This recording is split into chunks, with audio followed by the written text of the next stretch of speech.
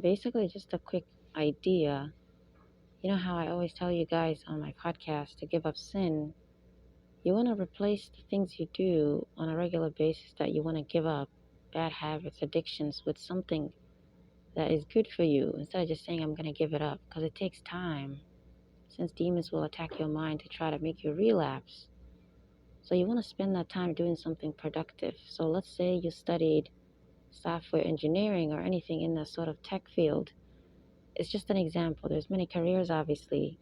You can always see the fact that people are always needing, I don't know how to explain, basically the skills that those people have to do almost everything. For example, let's say you want to create an app. You're going to have to use um, a software company, basically the sort of websites or systems that they have to then produce what you want. All the major corporations, they're using software companies to basically take care of all their data and all the computers they have. And I don't know how to explain. Um, it's such a big important career.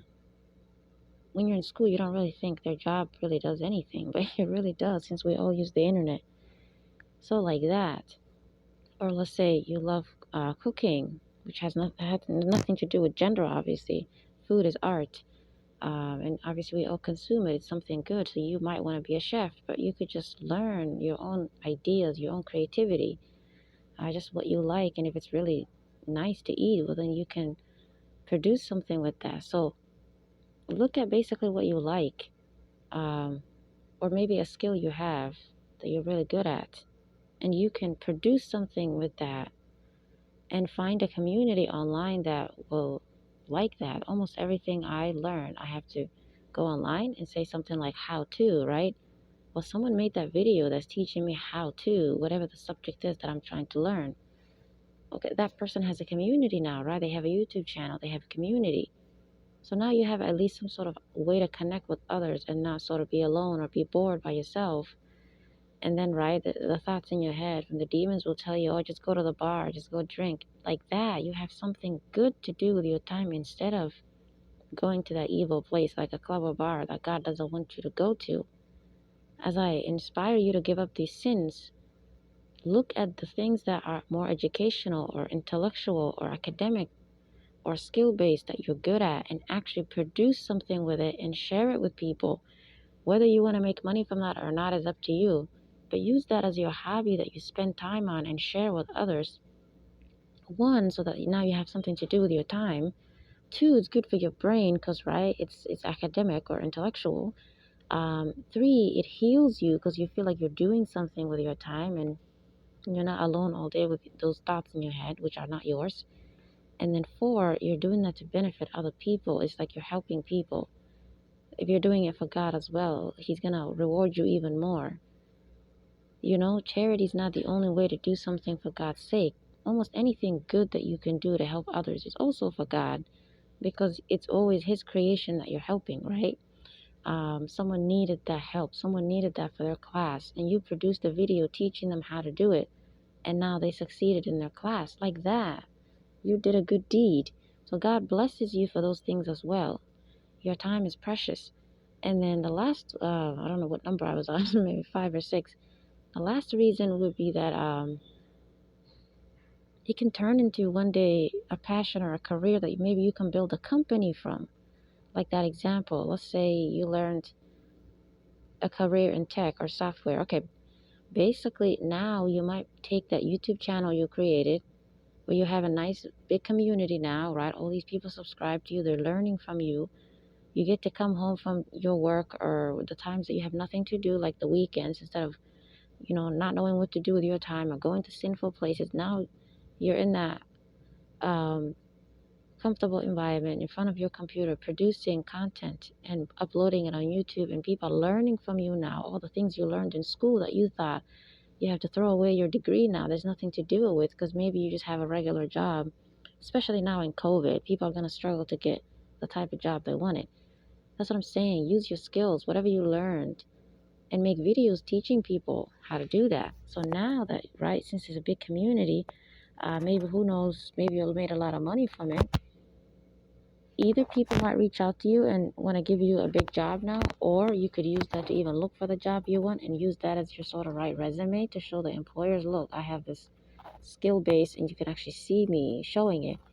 Or you can use that one day to then create your own company, your own, you see, like that. It really is going to improve your future career motives as well. And it's not just something cool to do in the meantime. For example, I have a podcast, right? I don't do that because I enjoy it. I don't do that because it's a hobby. I do it because God told me to do it. So for me, it's different. But if someone wanted to do a podcast, right, and they have a subject that they're passionate about, well, one day that could turn into a business. Do you agree? So like that, use yours.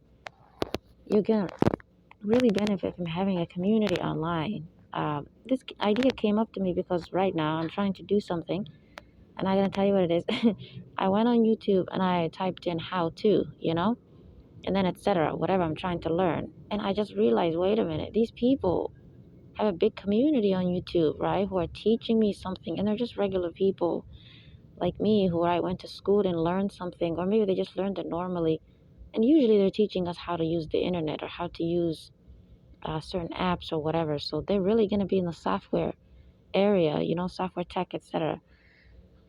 So and then you look at all the major corporations, especially when you go to downtown, they're usually software companies. So I just think, if you are skilled in that, or maybe you have a job and you can do videos where you don't show your face, you don't show your coworkers, anything like that for privacy. But if the company's okay with it and they allow you, you can have that camera thing, like a body camera. Sorry, my voice keeps cracking. Like a body camera where you're showing what you're doing. You get me your job, like a chef. You're just gonna see the food and how he's cooking it, like that, or how she's cooking it, like that. Whatever your job is, people are just gonna see your hands, how you're doing the job, and that's something that's heavily interesting to watch now on YouTube, because people might want to learn how to do your job, or they just might want to watch that for educational purposes, like that. Then your job becomes interesting to you now, correct? It becomes a fun hobby to teach people what you know that to you might just be a boring thing you do every day, but you might actually turn that into something bigger than that, and you might build a community from it. And now you might have business prospects coming to you, or people who are business people reaching out to you, or like that. I give you that idea to do something like that online with your time. If you maybe want to do it physically, right, in your environment, your neighborhood, maybe you want to, for example, in college, I used to create volunteering events. Um, so I learned a little bit of that marketing, event planning stuff when I joined this sort of leadership program in school. And I could easily, right now, if I go live in a neighborhood, I can easily create events and call all the neighbors and create those flyers and be like, hey, everyone, let's come together this Sunday. Join me. I'm going to rent this area of sort of like that neighborhood, the places that usually the landlords have as like an event, right? If you want to have a party. And I could easily bring all my neighbors together if I want, like that. So you can always create a community by using your skills and bringing people together, either by teaching them something, or you're actually just bringing them together and they're having like a potluck or something like that. Don't be alone is my point. And that's going to help you have something good to do with your time. Just like when we were students, right? We didn't just go to class and go home. That's just like going to a job and going home. I mean, it's still better than a job. School is different. It's going to give you a lot of that mental, good health, but still, it could be very depressing for many people who just go home, right? Especially if the home is abusive. So what really helped all of us was what? After school, right? After school clubs or organizations or activities. Do something like that is what I'm saying. Using your skills, using what you're passionate about, something that's not sinful, that God does not hate. Don't bring people together and give them alcohol, okay? Please. Normal food, okay? There's beautiful drinks all over the world. If you want to do more like a physical event. And there you go. You can record it too. You can turn it into something that you inspire others to do in their communities. And now there's less violence, less hatred, less discrimination, because people who are different now are connecting in their neighborhood and they're comfortable with each other. What does that do? The thing that human beings always had, They knew each other. They knew their neighbors. It's harder than to get away with crime, correct? Because that person knows you. When their kid maybe is about to be kidnapped and they're running to that house, well, it's more comfortable now for the kid to know which house to at least run to, because every day there was a community outside in their neighborhood, but people are isolated now. They don't connect now. So you're not going to know which your neighbors, which ones are the weird ones and which ones are the normal ones, because no one even comes outside and sees each other, right? Everyone just goes to work and goes home. So even if you were to do something like this, right, where you just hold events, maybe it's just a park, you just, right, ask whoever at the city, whatever, you just go to that park, you just do some fun events for the communities like that. That one's a bit, you gotta be careful with that because anyone can come to it, right? I really recommend your community, not a big place like a park, because you want to have a big organization or a huge team that can support you to make sure that that's going to be safe. But you just want your community, to be honest, because then it's actually a community versus a huge random park at a city. Well, anyone's going to come to it. It's not going to ever be a community. Every day different people will come, and crime is easy, and police will always be there. It's going to turn to chaos because demons hate that. They take advantage of that. It's better that people have a community, something specific to a certain area. Like your school is a community. It's never going to involve complete strangers coming into your school, correct? They're all in the system. They're all in that school. That's what I mean by community. People who actually live there, people who actually, every day they're going to be the same people because that's safe, You don't want different people every day. That's if you just want to hold a big event for the whole city. Okay, that's different, and that's too much work.